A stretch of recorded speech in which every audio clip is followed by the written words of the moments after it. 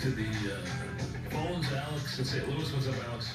Hi, Mike. I wanted to make 2 points on Dolan, and I know we've debated on him a lot before, and we've tended to disagree at times, but just to get my points through and hear you respond.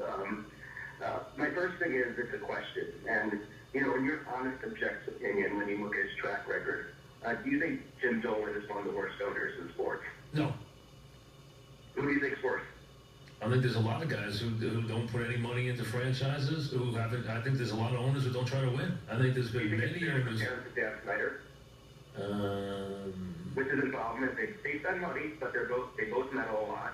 I don't think Dolan meddles as much as you think he does. I think Snyder meddles a lot. I mean, I don't think Dolan goes down and separates his players from other players on the team, and I don't think he interferes with. I haven't heard of him getting involved in strategy and stuff like that, and.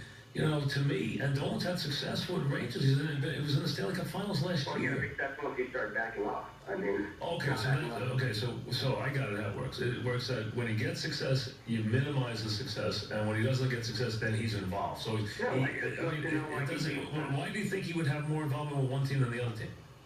Well, everybody who's close to the team, especially the reporters with the Knicks and Rangers, who never see the guy. They see him close up, but they don't see any inner workings of the team. Mike, you don't think they talk to people who are very influential in the organization? You don't think any of the Knicks you think that guy buds in on basketball but doesn't butt in on hockey? Yes, I think that tends to be the case. I think he has a certain. I'd like to know why personally, but I think he has a certain trust factor in Glenn Fader that he's never had, even when he's had quality basketball guys. I mean, listen, if you want to ask him why he never trusted Johnny Walsh, because everyone close to the Knicks, whether it's Isola or any of the beat reporters. Any of these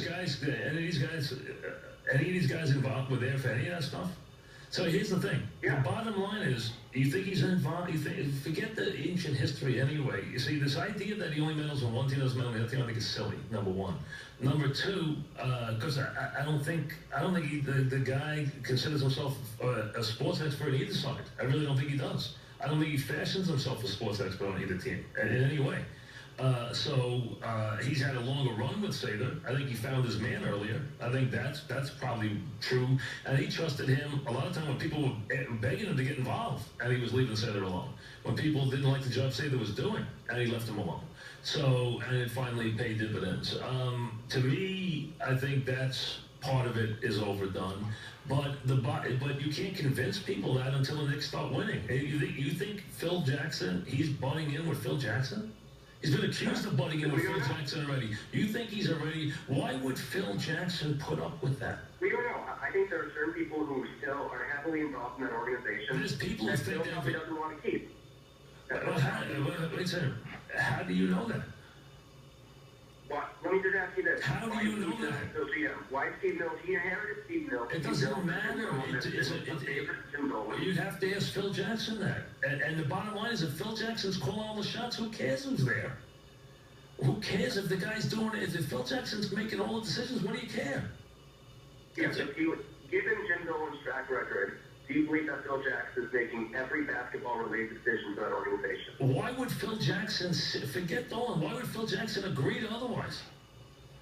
Well, I'm sure Jim Dolan... Why would Phil Jackson stay if he reneged on that, which is what everyone says that he gave Phil Jackson to come here, okay?